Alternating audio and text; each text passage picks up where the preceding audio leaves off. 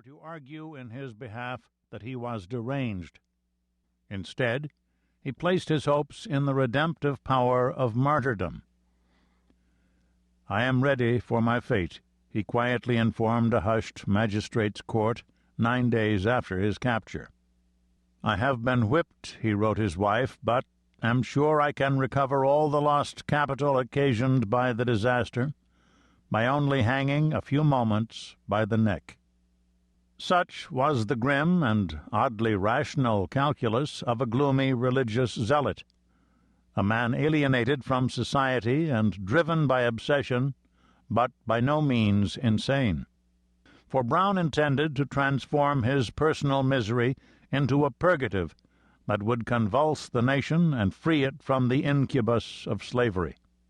It would be a large role indeed for a sometime farmer, shepherd, tanner, and storekeeper who had failed at every one of the 24 occupations he tried, and left a spoor of bankruptcies and lawsuits across the Midwest. Even when he fixed upon the grandiose goal of eradicating human chattel slavery, so far he had accomplished little beyond the murder of innocents, first in Kansas and now in Virginia. But he was a man driven by the conviction that God had chosen him for a holy mission. Manacled in jail, without a hope left in the world, when an interrogator asked, "Do you consider yourself an instrument in the hands of Providence?" he replied plainly, "I do." The governor, Henry Alexander Wise, insisted on questioning this demon who had dared to violate the borders of the Old Dominion. An incendiary Southern partisan, conceited, mercurial, and cranky, Wise impulsively defended his region against Northern slights. His long hair and gaunt, angular features had always given him the look of a dangerous man. In fact, in both appearance and in temperament, there was something similar about the governor and the prisoner. Wise approached their meeting angry at what Brown had attempted, and perhaps embarrassed that he had so easily captured the arsenal. He was not prepared for the figure lying there on a bed of rags, a pathetic, defeated criminal who could expect no mercy from his captors. He saw there was nothing passive or defeated about the man.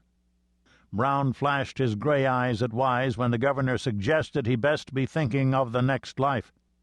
"You are not likely to be more than 15 or 20 years behind me in the journey to eternity," Brown shot back with calm, uncanny asperity.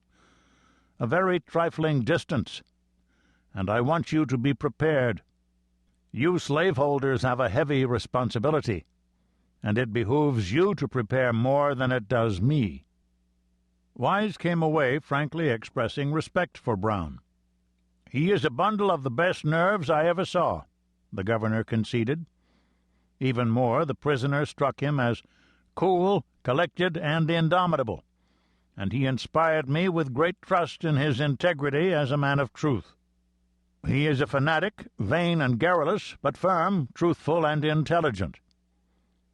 Despite their differences, Wise recognized an affinity with Brown. Ralph Waldo Emerson called it a bond of union between two enemies.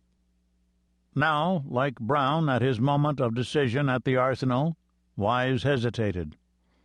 Perhaps the unlooked-for empathy that he discovered at their meeting gave him pause. He considered locking up Brown in a lunatic asylum, but did not, believing him both sane and courageous. As governor, he could have recommended commutation of the death sentence handed down by the local court. If he had done so, he would certainly have frustrated Brown's wishes. He thereby might even have diverted the course of American history into a different channel.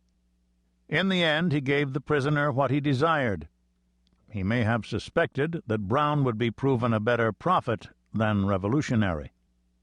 The prophecy came just before his jailers took him to the place of execution on the crisp morning of December 2nd. At that point, the prisoner handed a guard a scrap of paper bearing his final admonition.